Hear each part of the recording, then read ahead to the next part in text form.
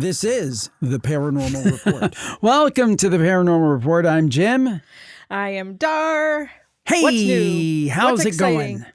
Well, just yesterday, as folks are watching this, we released our interview with Bridget Marquardt that we recorded out in Los Angeles at Spotify Studios. Thank you, Bridget, and thank you, Spotify. And also, that means, you know what today is? Happy anniversary. The 21st anniversary of the Paranormal Podcast. You know what you're hearing out there? No. Crickets? Oh. No, nobody cares. Because nobody cares. No. That's okay. That's okay. Hey, it happens. I care. And I'm the most important thing. That's true. That's true. The longest running paranormal podcast on the internet, as far as I can tell. There were a few that started before me, but they've all gone to that great podcatcher in the sky. There you go. And then there's quite a few that started right after me. But as far as I know, I've stuck it out the longest. And you know what happens if you stick it out? It gets cut off. Be careful. Be careful there. I didn't say what? My goodness. I am appalled at your mind. My goodness. Well, hanging around with you for 31 years now. Well, that could be 30 years. We're going on 31. Oh, they don't understand, Jim, do they? Anyway. They do not. If you only knew. Another meeting to the other side. No. Anyway. I'm just joking, folks. I'm just messing with you. Jim is exhausted. So I'm actually, yeah. After this is done, I'm going to go take a nap because I've got 3 hours of campfire recording tonight.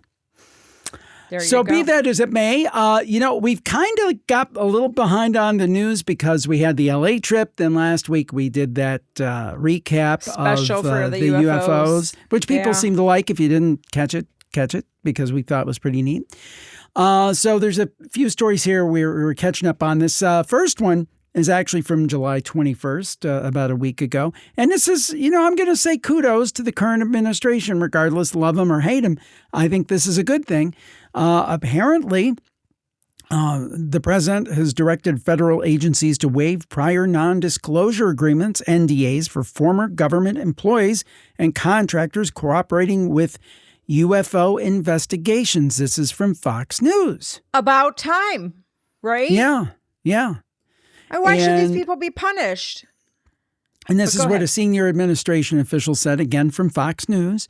President Trump recently directed the Department of War and the intelligence community to allow former government employees or contractors that have relevant information about the disclosure of UAP to come forward to meet with designated government representatives, AARO, or the president's UAP task force pursue and have their prior NDAs abrogated. So, yeah, we'll see what happens with it. Again, I am skeptical, but it does seem to be a step in the right direction. The official said people who believe they have information have expressed reluctance in coming forward. The official said, we are eliminating that source of reluctance. Well, I think there's also other reasons. I don't believe this, but the official said any information that's received sheds light on the UAP mystery will ultimately be made public. I don't believe that. Oh, of course. He also said, and this is one of my greatest hits, you don't know what you don't know. That is to say, there are known unknowns, things that we know. Then there are known unknowns, things that we know that we do not know. And then there are unknown things that we do not know that we do not know. Curse you, Donald Rumsfeld. He's spinning in his grave. He did pass away, didn't he, Rumsfeld? Yeah. I don't know. I guess so, yeah. First of all, I wouldn't go to the AARO if, I was on my dying death. That's what what are they going to do? That's a great point because, they're free to go to the AARO, but that's like going to Project Blue Book or Project Grudge or Project Sign or fill in the blank. Yeah. What are they going to do except just bury your information and just tell you you're kook and, there's no such thing, right, Kirkpatrick? Right? Even Secretary of State Marco Rubio, before he was Secretary of State, said some of these people still work in the government, and frankly, a lot of them are very fearful fearful of their jobs, fearful of their clearances, fearful of their career, and some, frankly, are fearful of harm coming to them. That's right. And that's what. No, regardless, love him or hate him, he is the Secretary of State of the United States, and he said this. Now, granted, it was before he was Secretary of the State, right? Or is that right? Yeah. But that's all true. Right. Yeah. And, Burleson called for this kind of a step back when they were out on the Capitol steps or whatever back on June 9th. Yeah. I mean, again, it is a move in the right direction. Do I know if anything will come of it? Do I think anything will come of it? I'm not exactly sure. But at least, I think we have to take our small victories in this area. So hopefully that will open the door so some people feel more comfortable. I wouldn't. Yeah. But you have somebody that seems to feel pretty comfortable talking about this. But wait a minute. I just want to say I wouldn't feel comfortable just because he said that. That doesn't mean jack squat, because I still believe, and you guys believe whatever you want. I believe there's a group responsible, and I don't know who they are. I don't know anything, but they're far more powerful than Mr. Prez, and they're keeping everything under wraps. And I wouldn't put it past them to say, yeah, sure, we won't mess with your clearances or your pension or anything. Come forward, and then it all disappears. So you also have to remember, and we'll talk about this a little bit later in the show, the president changes. Anything that the president puts in place, whether it's positive or negative, is temporary. Bureaucracies outlast presidents. Yes, bureaucracies are for decades. I mean, what? J. Edgar Hoover was the head of the FBI from the 1930s to the early 1970s for 40 years. How many presidents did he see come and go? I mean, that's a lot of time. When a president comes in, and this is either side, and they're saying, I'm going to change everything. I'm going to make everything my way. Yeah, until you walk out the door, and then the next one's just going to reverse you, and we go back and forth and back and forth. So anyway, that's all I've got to say about that. Well, as you were leading up and I cut you off because I had to speak my mind. First, you're going to get something cut off, then you cut me. Never mind. Hey, you are being naughty today. Okay. I'm not. I merely say something and you put it in a totally wrong perspective. Oh, yeah, it's all on me. Oh, yeah. I'm appalled. I'm so sure you are. I'm absolutely so sure appalled. Oh, yeah. What are you going to do about it? Okay. Oh, my. Clutch your pearls. We can't say anything these days. Mr. Gotzi. Somebody, Mr. Gotzi, my propriety. Anyway, we have this whole joke about the Waltons and the relationship between Cora Beth and Ike Gotzi and what goes on behind closed doors. We have this whole narrative that, like, yeah. No, not safe for work. Yeah. See what we do in our free time? No. Yes. Anyway, this is also from like a week ago. But Dr. Phil, do you guys know who Dr. Phil is? Had a long time. Is he still? He's not on. I think people know who Dr. Phil is. It's not like you're talking about like the Galloping Gourmet from the 1960s or something, which would be only something I would know. Okay. Well, anyway, Dr. Phil has revealed that the White House had him review UFO files to see how the public would react to them. Ooh. They apparently the administration tapped him to review the files before they released them to the public.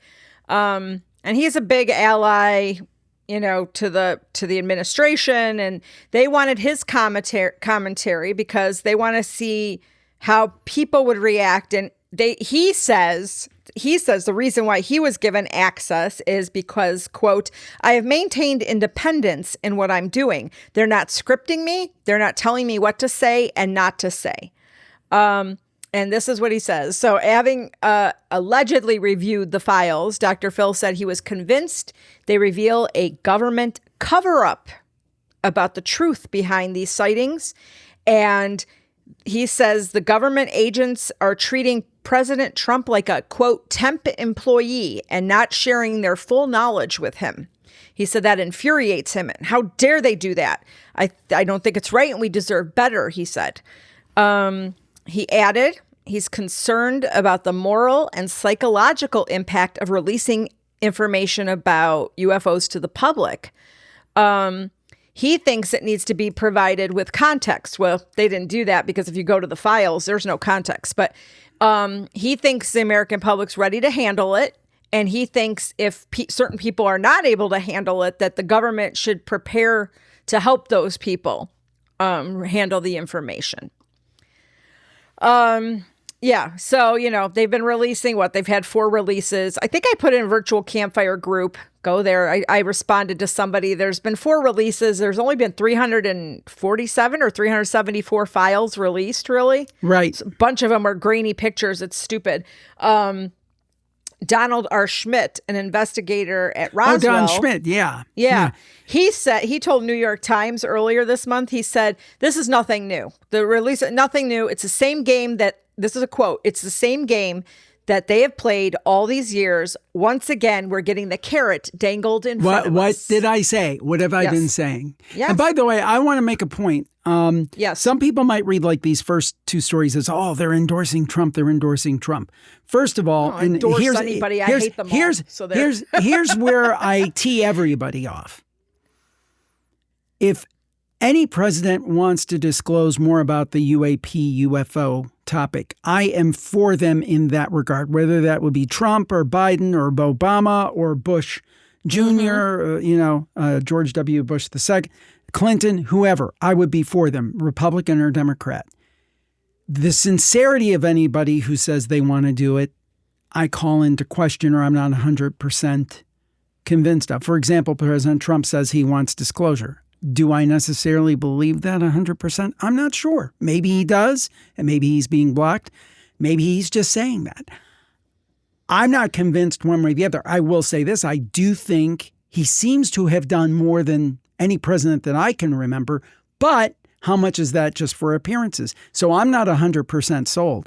So there, I just PO'd people on both sides because I'm not totally rah, Trump with UFOs because I don't know how genuine that is. But on the other hand, it seems to be more genuine than most of them. So, because I we don't know. Because we don't know. We don't have all the information. Is he there being are blocked? unknowns. We do not know what we do not know. We do not know what we do not know. It's true, isn't it? I'm just saying. Just asking questions. I've been just asking questions. But no, wait a minute. I mean, we don't know how much he really has been told. I mean, they might, like I just said earlier. I mean, there's other forces in play. How do we know? I think there are people within government who views any president, as the hired help. That they're here, they're just temporary, and they're going away. Yes, yes. And I think that's goes for Republicans and Democrats. Yes. Oh, I believe that fully. And actually, this next story plays into that perfectly. Yeah, somebody else believes that. Representative Tim Burchett, our friend, not personally, but I admire a lot of what he does. He was on the Planet Tyrus podcast. Won't come on the Jim Harold podcast, but he's on the Planet Tyrus podcast. But that's okay. That's okay. Representative Burchett said, I had a meeting at the Pentagon this week on the issue, a very high-level meeting. I'm not at liberty to say who was there and what was. I don't know what that means. But I was there over 2 hours, if that tells you anything. And he said, and the disclosure is real. And the problem is we're having right now is the deep state is blocking a lot of this. There you go. I like what he said here. I'm in a security meeting and a little punk with a man bun tells me that the president's on a need-to-know basis. Now, what world am I living in? I believe he said that. Yeah. The little man and a little punk with a man bun. You got power, you got control, you've got arrogance, and those really are the things that run Washington, D.C., and you throw in a little corruption. And this is interesting. They went on, and I would say go listen to this podcast because it sounds fascinating. Of course, come back to ours afterwards. But please. Burchett told Tyrus he had spoken to, and this is from Fox News. I mean, this has been kind of the Fox News hour, but they've had some good stories on this. Burchett told Tyrus he had spoken to pilots and service members who witnessed UFOs, but intentionally destroyed footage to avoid professional retaliation.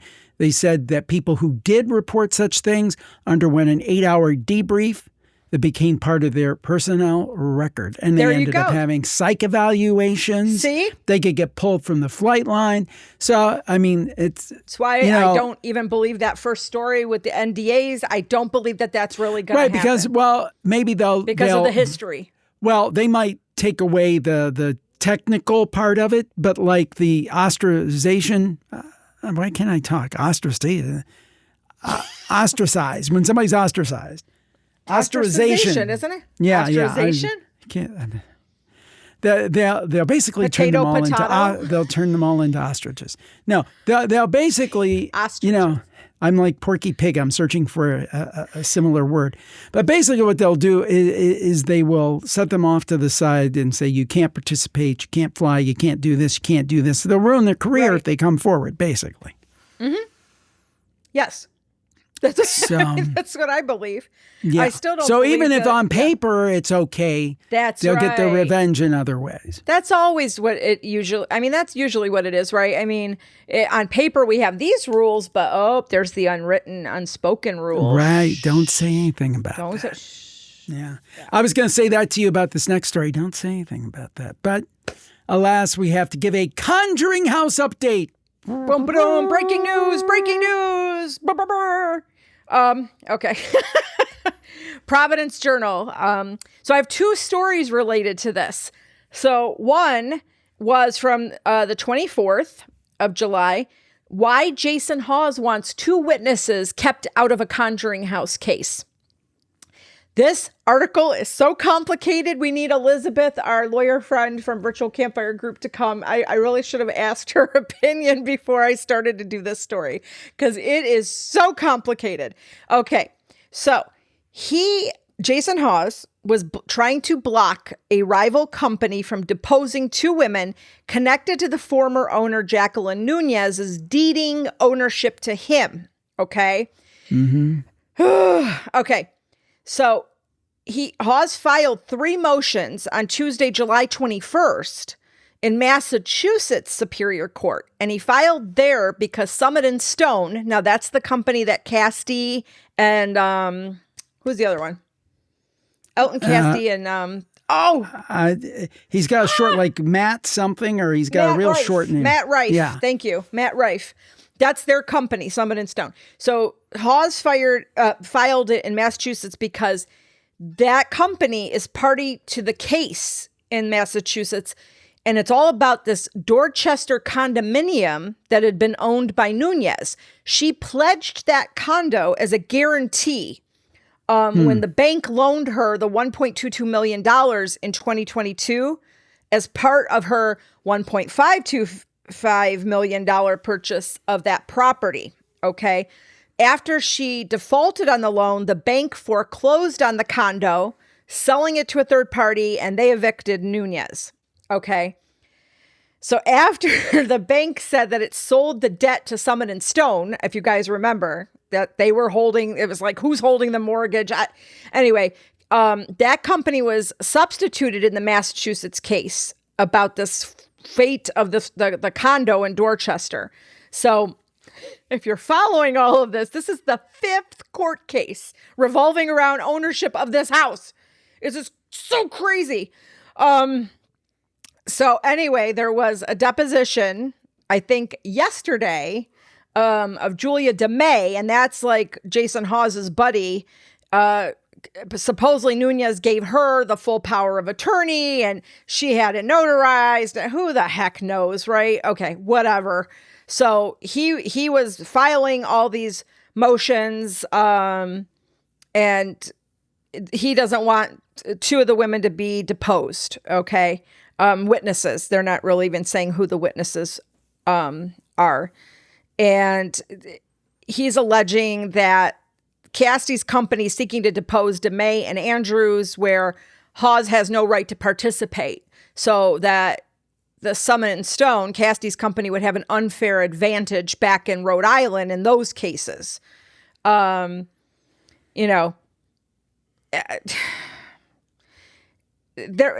going back and forth. Okay, so anyway, both lawyers are arguing about this, or were arguing about this, right? So apparently, Summit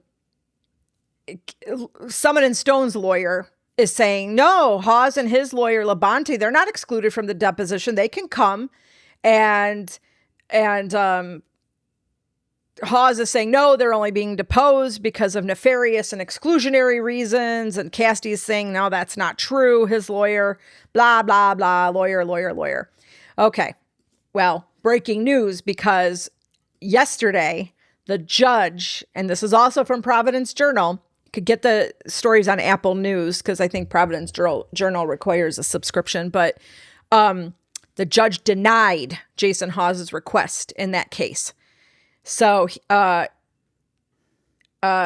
he filed those 3 motions, and he wanted to either block it or delay the depositions of Julia DeMay and of Barbara Andrews. She was the notary. There we go. Because he thinks it was going to prejudice him in the Conjuring House cases. I think there's 3 of them in Rhode Island whenever that's happening. And the judge denied his thing and said he failed to provide sufficient grounds why that is so. Well, there you have it. So the soap opera continues. Complicated as all get out. And you know what I wish? I'm just going to say it, and Jim's going to get really mad. I just wish somebody else would just buy the whole thing and just keep it open for everybody. And it's not a big deal. No YouTuber, no big name. I just wish somebody would quiet. I don't even care if they knock the thing down at this point, because this is ridiculous. Stop fighting over this. A lot of bad things happened, and yes, it's historical. I wish maybe the state would just take it over as a historical site and be done with it, because this is crazy, in my opinion. Yeah. Well, I mean, anytime you get the lawyers involved, it gets wild, it gets weird. Hopefully it'll all get resolved, and people will be able to have access to it again. Well, people continue to see things in the skies. And this latest story is from the Daily Mail. A mysterious white object that popped through the clouds forces pilots to swerve mid-air. This was up Hawaii Way, or down, wherever, over Hawaii Way, I should say. A woman on board a Mokulele Airlines flight between Molokai and Maui said she spotted this object. This was back on July 9th, and it forced the plane to swerve to avoid it. Oh, my gosh. Molokai resident Tammy Dixon said the incident literally scared the hell out of me.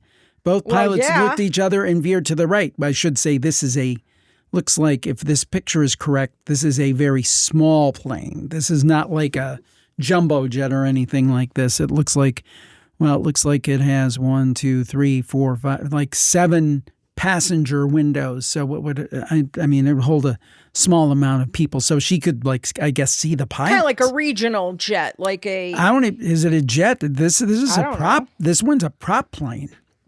I flew in a prop. More scary if it's. Yeah, I flew in a prop plane once from San Diego to Los Angeles. Didn't care for it.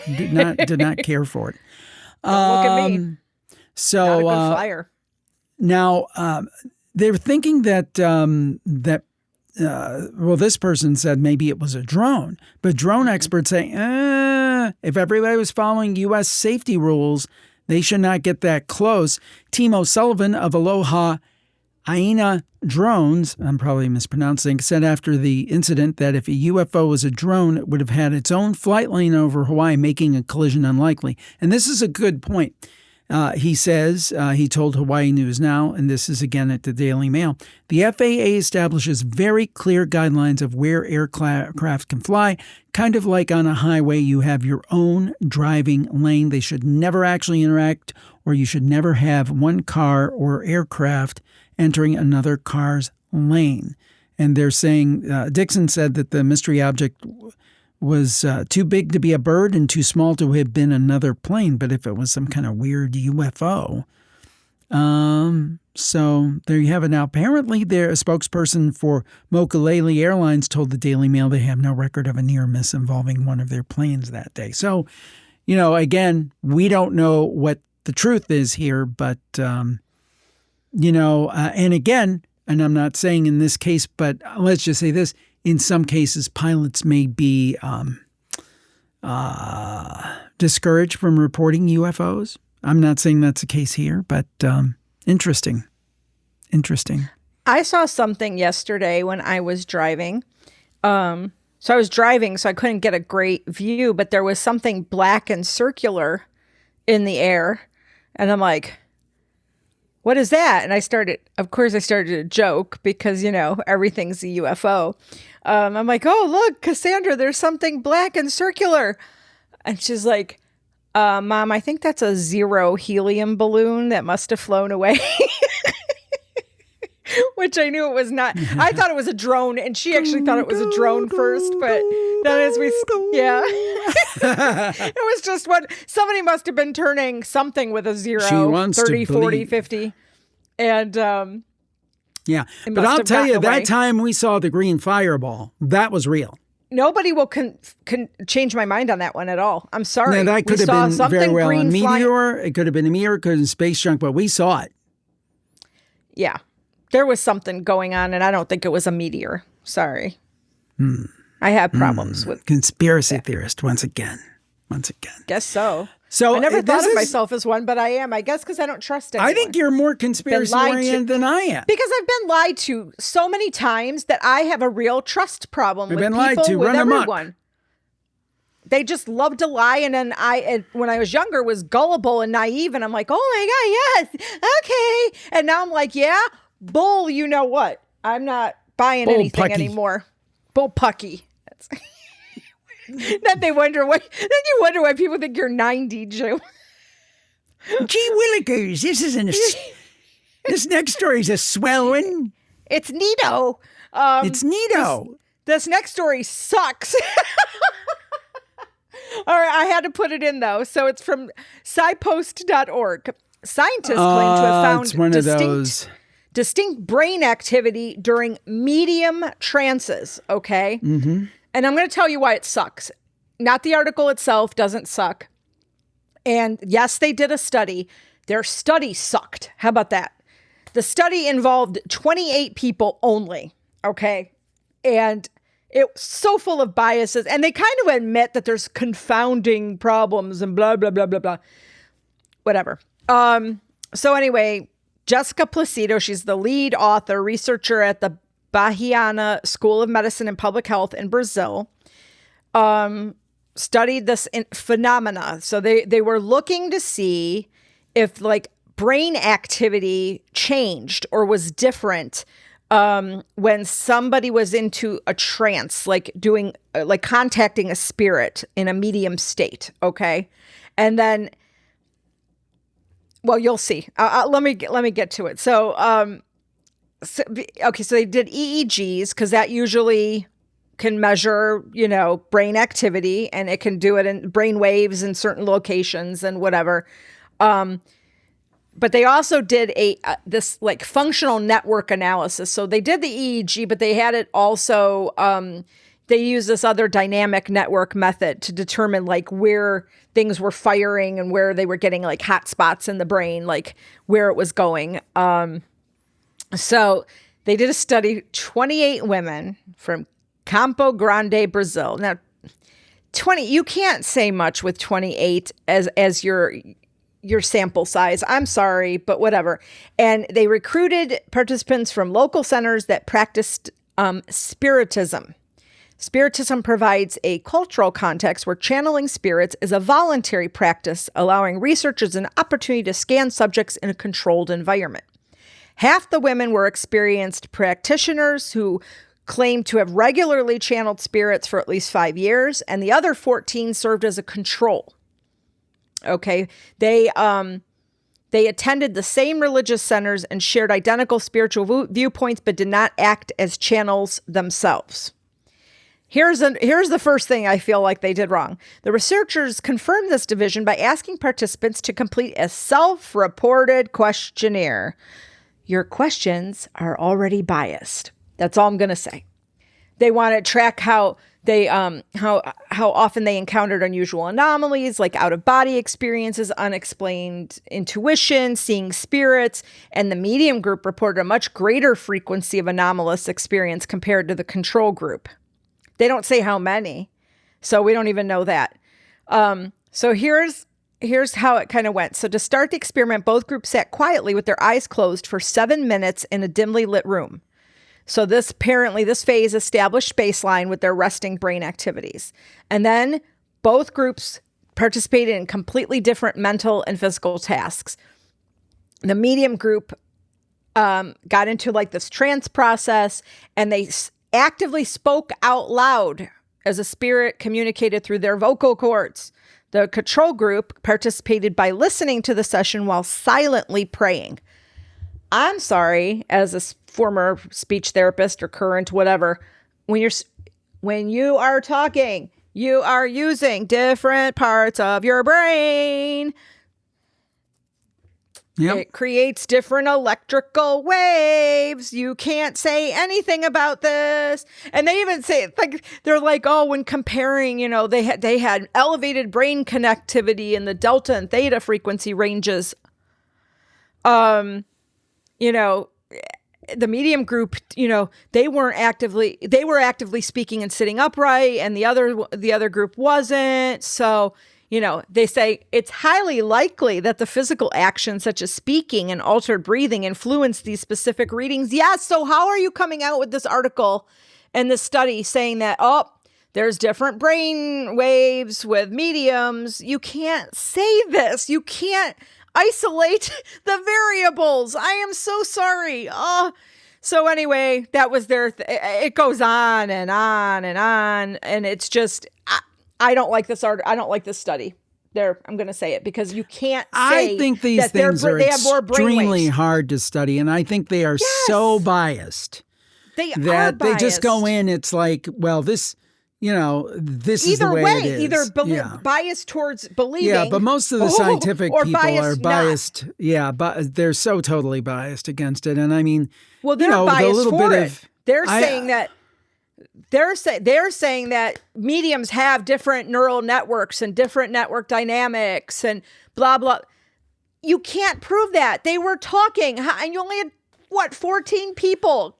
I just think it's so hard. This stuff is so hard to prove. I mean, I remember, again, I'm not a scientist, but I do have like you, we both have master's degrees, and I studied social science, and I know enough. I'll never believe half these studies, communication studies, because that's what we had. Now, they were still doing studies on VCRs when I went to school. But the point is that I always felt that it was like there was one thing. There was a famous communication study that children were more violent if they had these, the old-time dolls the Bobo dolls, they called them, when you punched them and they came back up. Some guy came up with some cockamamie story that if you had the Bobo doll, that the kids that were allowed to punch him or something, or saw somebody put something, I don't know. But it's just, it's all self-validating. What about cartoons? If you watched cartoons, you were more violent. I watched Looney Tunes. I watched Wile E. Coyote drop an anvil or try to drop an anvil on, Roadrunner. I saw, Daffy Duck get his head blown off by Elmer Fudd. Did I ever want to do anything like that? No, because I had parents who told me, Jimmy, this is a cartoon. This is not real. We don't do this. We don't do this. And if you do something violent, except for the time a kid hit me and I hit him back and he fought me in third grade, and one of us came out of the restroom and one was crying, and it wasn't Jim Harold. But anyway, Jimmy Harold didn't get in trouble either. No, I went home and told my mom that I got called into the principal's office for having a fight. And she said, did he hit you first? And I said, yeah. He said, good. And nobody ever hit me again. But the point is this, right, is that I was told right from wrong. And but these social scientists say, oh no, if you watch violence, I mean, the stuff we watch Starsky and Hutch. We were watching. A funny story. I think it's a funny story. Maybe we told on the show. But maybe 3-4 years ago, I have quite a few classic DVDs, and I said for my birthday, the kids were in school or something. They weren't home. I said, you know what? Let's just sit down in our little Walmart home theater down there, and let's watch some classic TV shows. And we were watching Starsky and Hutch, and we used to watch this when we were like 7-8 years old, right? I was even younger. Yeah. And I'm like, I wasn't allowed all the time. And I'm going to use politically incorrect phrases, but they were junkies. They were hookers. It's like, we were watching this when we were 8 years old, but you know what? I've never gone to jail. I never shot anybody. I didn't become addicted to drugs. I don't pick up hookers. Well, there was that. No, I'm just kidding. No, I'm joking. I always wondered about that Las Vegas trip. I'm just joking. I'm joking. I do have a funny story about that if you want me to share it. But about the Las Vegas trip, I just told it the other day to somebody. But the point is that I was told right from wrong. But these communication experts, scientists would have you believe, if you watched Looney Tunes, you'd turn into a raving lunatic. The funny Las Vegas story, really quick. This is back in 2000. When people still read newspapers and magazines and things. So it's dark. I'm walking down the Las Vegas Strip, and this guy hands me like a newspaper, like a paper magazine with cheap newsprint. And I thought, oh, this is so nice. You come to town, they give you a little magazine about the different goings on. So I waited till I got a spot where there was some light and said, let me take a look at this periodical. It was a book full of hookers, or escorts, I should say. Now it's sex workers, right? Yes, sex workers. But anyway, I quickly discarded that, of course. But the point is that it was just kind of a funny little thing that happened to me. Oh. But this next story is not funny. This is actually quite sad. But wait, let me just wrap that up. Yes, saying please wrap. I'm not against research. I'm not against research. I'm not against trying to find answers into the paranormal or things that are unusual or different. I'm really not. I just want you to set up your study with be so careful about what variables you're introducing and what biases you're introducing. So hard to study. It is hard to study, and that's why if they seem to have made somewhat of an attempt, maybe I wouldn't have gone off the rails on this, but it's just like, first of all, 28 people, you're mapping the brain. You're not, those people that are praying silently, they're not talking. We have to have apples and apples, not apples and oranges to discern, to determine if this is correct or not. So I'm all for research. Keep it up, keep it going.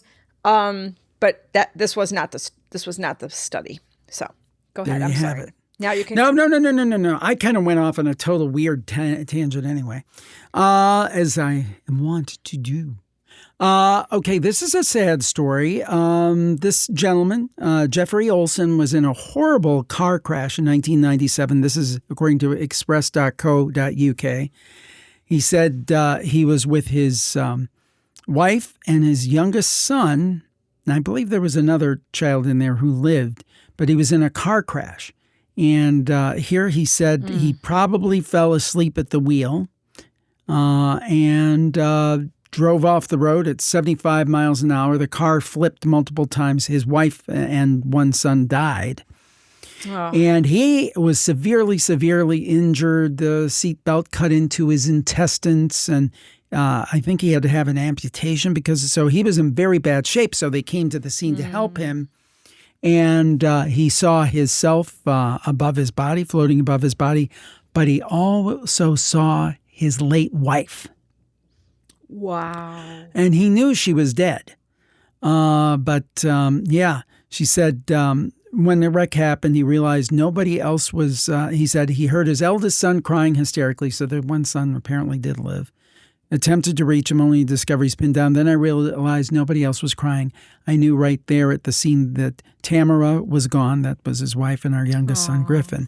He had been killed instantly, too. He said he had this extraordinary near-death experience where his soul left his body. And he wasn't the only person to experience something there that day, though. The ER physician and a nurse were both told to come into the operating room at the hospital, and they both experienced Tamara's spirit. The physician saw my wife's spirit standing above the gurney, and she communicated with him, which he said he didn't know for months until he came out of ICU. Whoa. Yeah.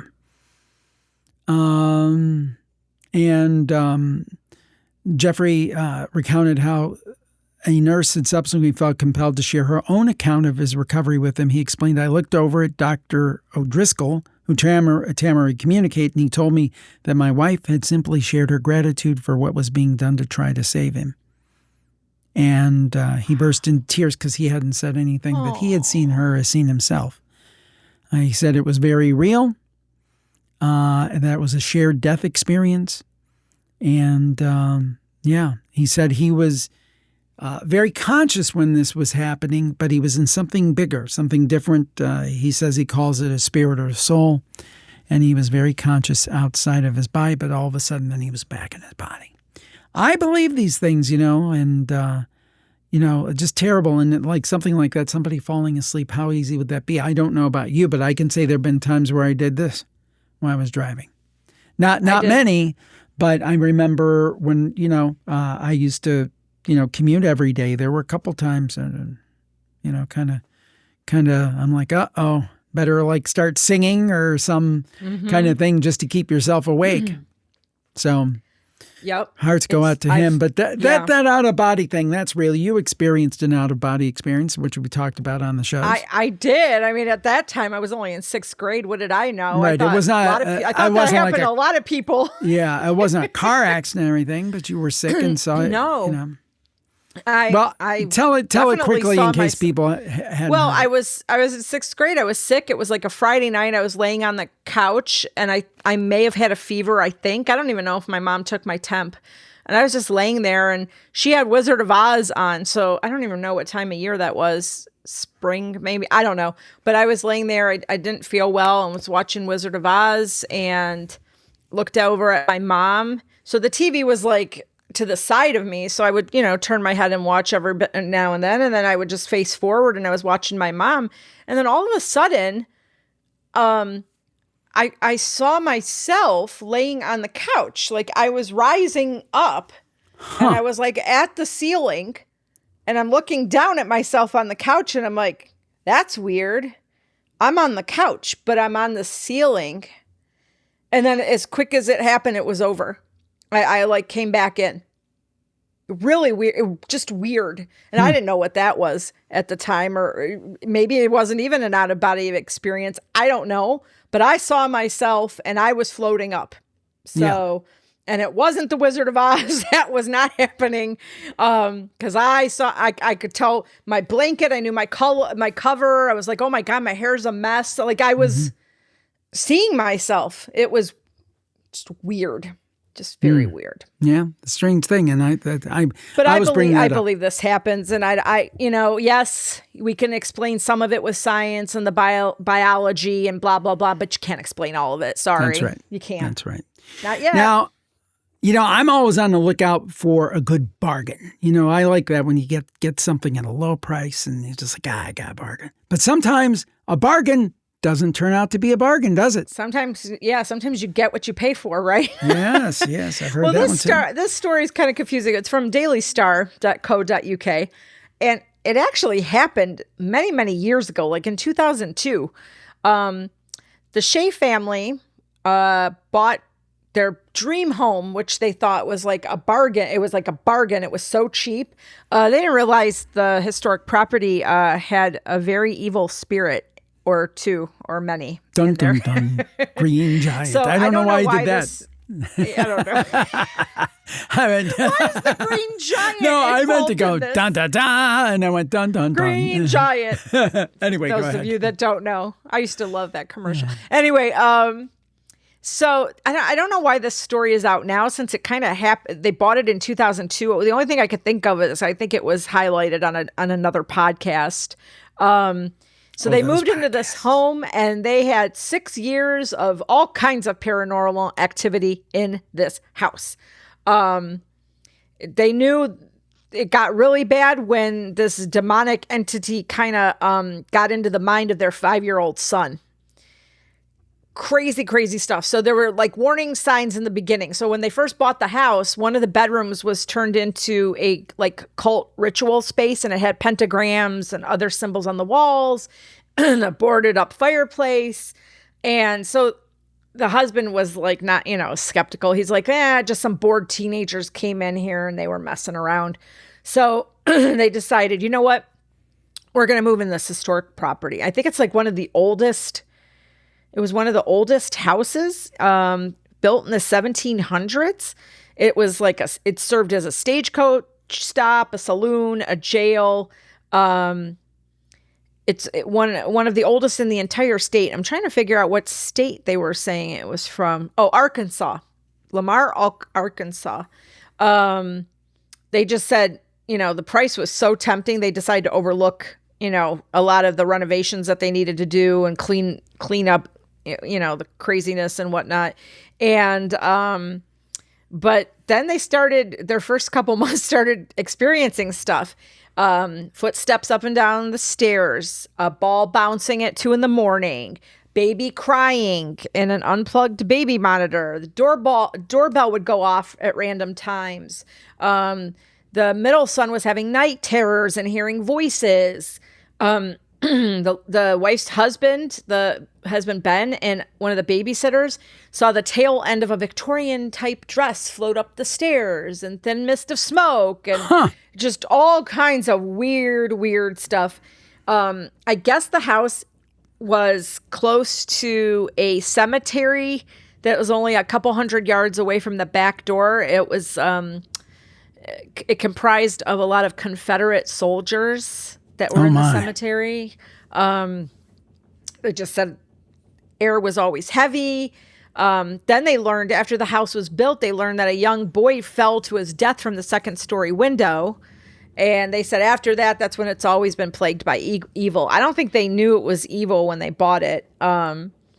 Kitchen cabinets open for no reason, seeing a weird figure, just constantly. They said the worst. And she said when it started messing with her child is when she was like, no more. They tried to get out in 2007.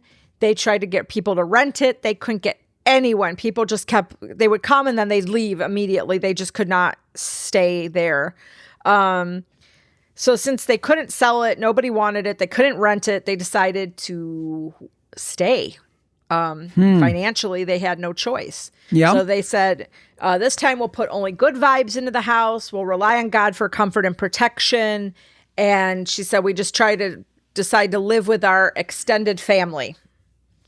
And they've come to accept the spirit friends. And the kids have become so used to strange things, they just say, oh, the ghosts did it.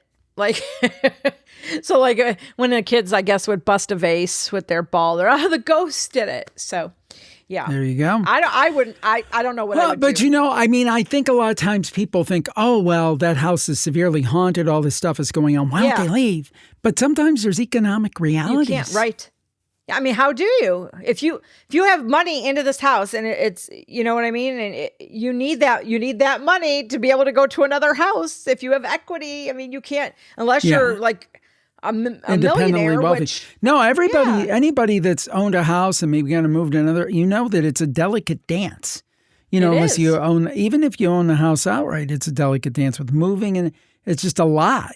It's a lot of expense. So you just can't, at the drop of a hat, say we're going to leave. I guess it could get so bad. I mean, they tried to rent it, which was great, but people wouldn't stay there. Maybe they should have cashed in on that and kind of, I bet they could have turned. Well, back then there wasn't Airbnb, like 2007, but now I bet they could make it into a haunted Airbnb. You bet you know what, people would be coming to stay in there for a night or two. Yeah. You scared me with that. Why were you like, I'm like, wait a minute, did the thing freeze? What is, you are so, You're so weird today. Oh my God. Okay. I'm tired. This next story actually involves a former guest on the Paranormal Podcast. I bet you didn't even know that. Oh, I did not know that. John Alexander, a former Army Special Forces commander, has been on the Paranormal Podcast maybe a couple times. I can't remember, at least once in the early years. He headed up the Army Intelligence Psychic Spy Unit at Fort Meade, Maryland. That is the program that inspired the book and movie The Men Who Stared at Goats. And he was recently on another podcast. I believe it was the Sean Ryan podcast. And he told this story about a helicopter gunner named Jim who suffered a near-fatal helicopter crash in Vietnam during the Vietnam War. His Cobra gunship was hit by anti-aircraft fire, and it ended up crashing. His leg was shattered, and apparently, he had all this horrible kind of injuries. His face was burned off. The area caught fire because of fuel tanks, and he had a broken leg. Then he was out of his body, once again, out of his body, looking down from above, and he could see the orientation of the helicopter and things.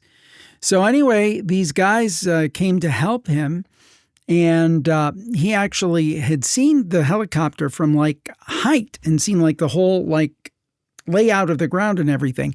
Then he saw a hooded figure, sounds like the Grim Reaper, doesn't it, who informed him, "You're not dead yet." So then somebody comes and runs and grabs him out and says, "I thought you were dead. You haven't moved since we were hit." So it's I guess another person who was on the helicopter, Wow. I think. And because he was able to see everything from like a bird's eye point of view, he was able to tell the group how to get out of the area because it was under enemy fire. He knew the escape route because he had seen it from an elevation. Wow. And Colonel Alexander described it as an extraordinary case, remarking, "It's the only case I have where you have vision from an out-of-body perspective and then it's physically replicated." So, yeah. So, yeah, that's something else. And yet another guest on the 21 years of the Paranormal Podcast. It's interesting. I mean, they always try to make fun of that thing, the men that stare at goats. But the U.S. government and the Soviets, for that matter, had a serious remote viewing program.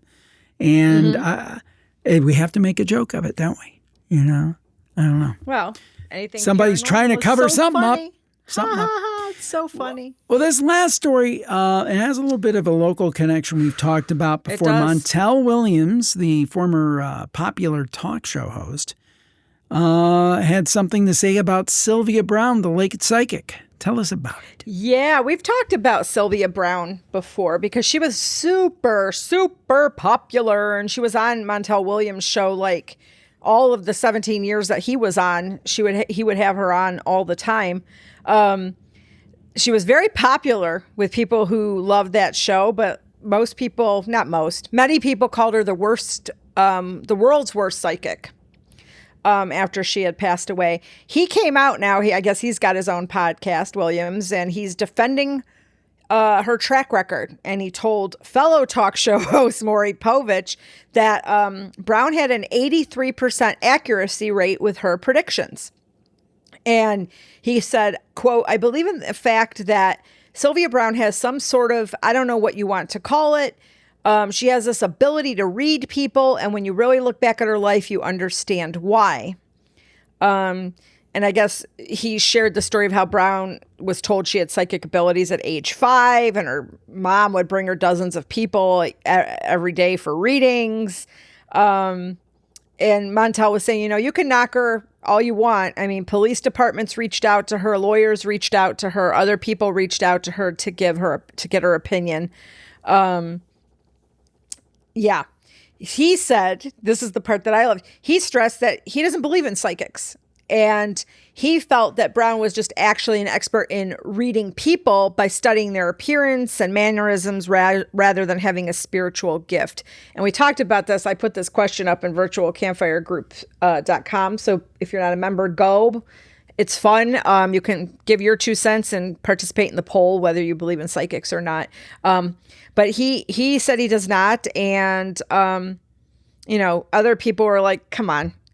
Even now they're like, she was a fraud. She was a con artist.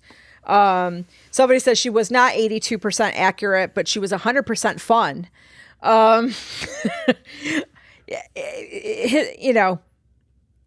I mean, what I'll say is I'm not going to disparage the woman. She's gone, and I don't know if she was a psychic or not. I know the one thing that I know her best about. Well, it's mentioned in this article. Was when she was interviewing, or she was on a show with Amanda Berry's mother and basically told her daughter was dead.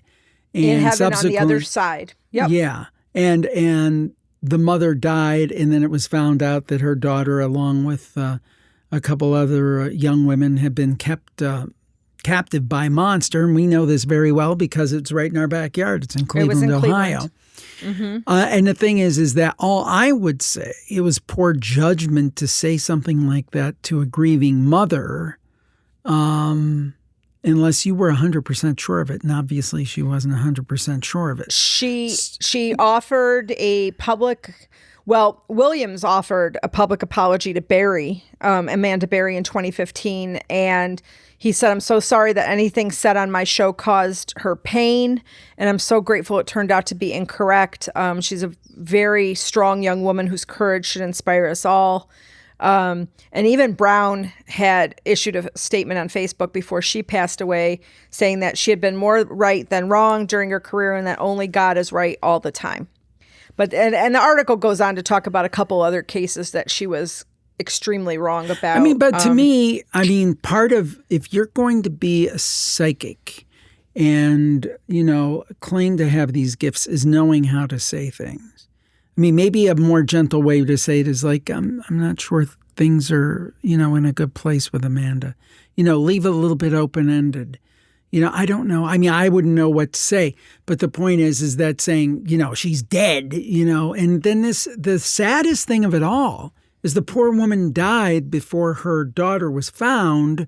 So she went to her grave believing that, and who knows, I do believe, I'm not saying Sylvia Browne killed her, but when she was undergoing what she was undergoing, believing that her daughter was dead could not have been good for her mental health, which plays into your physical. So I'm not saying Sylvia Browne killed her, but I'm saying that belief, if she did believe it, would not have been good for her mental health while she was trying to fight a major. No. But I'm not going Sylvia to. I'm not going to say she's a fraud. I don't know if she was a fraud or not. I didn't say she was a fraud, but she really did not have good diplomacy, like how to like. Well. I can say in that one case, again, I've never paid any attention to her. I never paid any attention to her. I didn't either. That wasn't my thing. And I love psychics because I had been to a couple before she was even on the show. And I'll tell you, the psychic that I used to go to when I was even a teenager, she would not tell you very bad things. She saw things, but she wouldn't tell them. I've had talked to psychics who say, there's ways of saying things, and there were, and she did. She had told a couple people that had gone with me. She kind of skirted around it a little bit to kind of give you an idea that maybe it wasn't the best, but never came right out and said, "Oh, your loved one's dead," or "They're going to die." But she saw things, this lady, and she was pretty accurate with me back then. So I don't know.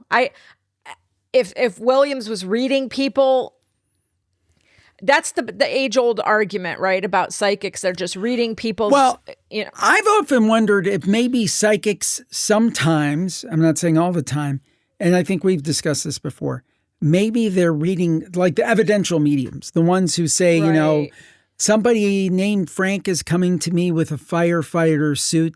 And maybe they believe that they're getting that from the universe, but maybe they're reading that from the person who's sitting across from them. Maybe it's a form of mental telepathy. And I'm not saying all the time. I'm just wondering if that's a possibility, where they're actually reading the person, not in a disingenuous or a fraudster way, but they just have this ability they don't understand. And maybe that's what Montel Williams was talking about. Now, again, I do believe some people have psychic gifts. We've talked about the Carol Oakley example many times. We talked about my last Jody psychic, Levon, and the one. The last psychic I went to that Natalie bought me for my birthday. I went in there. I'm telling you, my mind was clear as day. You could not, I purposely went in there. I said, I'm not going to think about anybody. I know who I want to come in, but I'm not going to think about them at all when I go in there. I'm not telling this gentleman anything. If he tells me something and it's correct, I'll confirm it, but I'm not going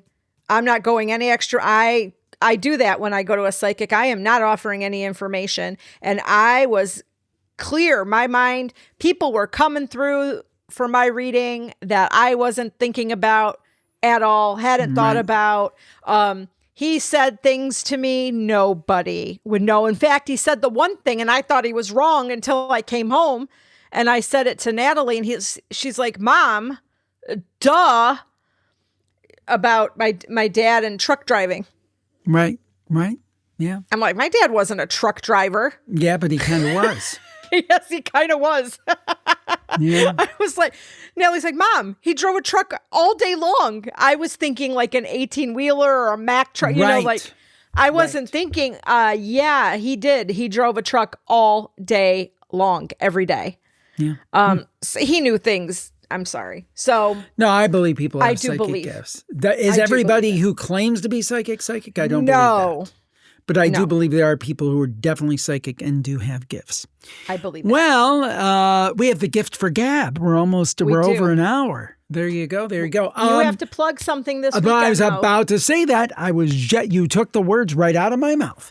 I do that. My next statement was the haunted garage sale and Hearst Cruise In.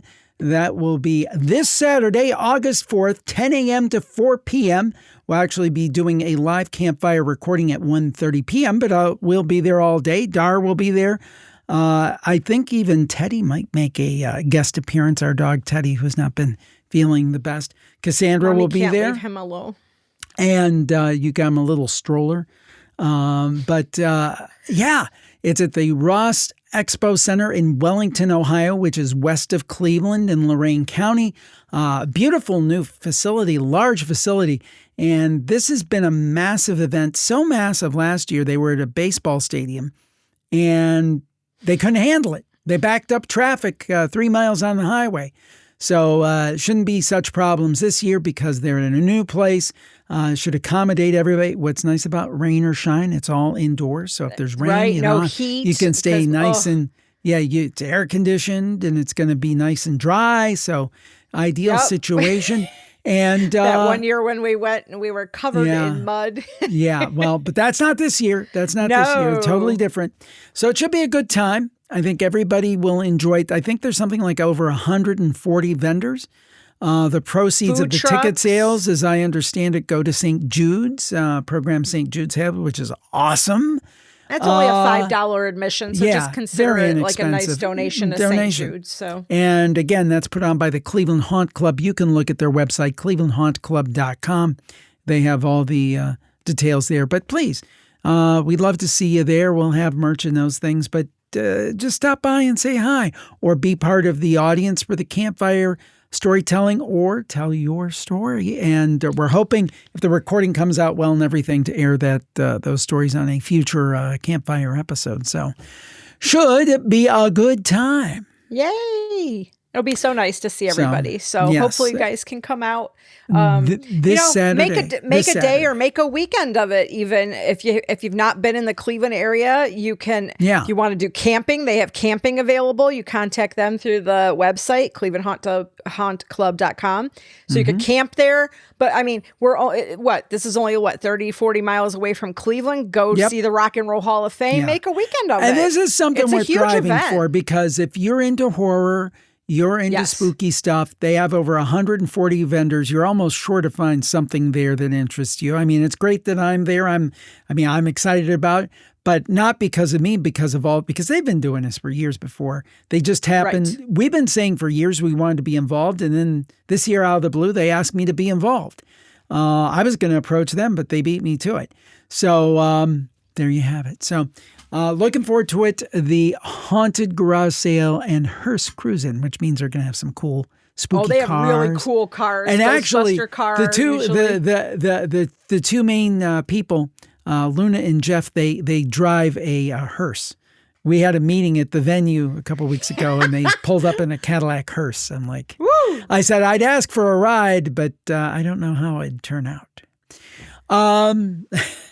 Anyway, check it out.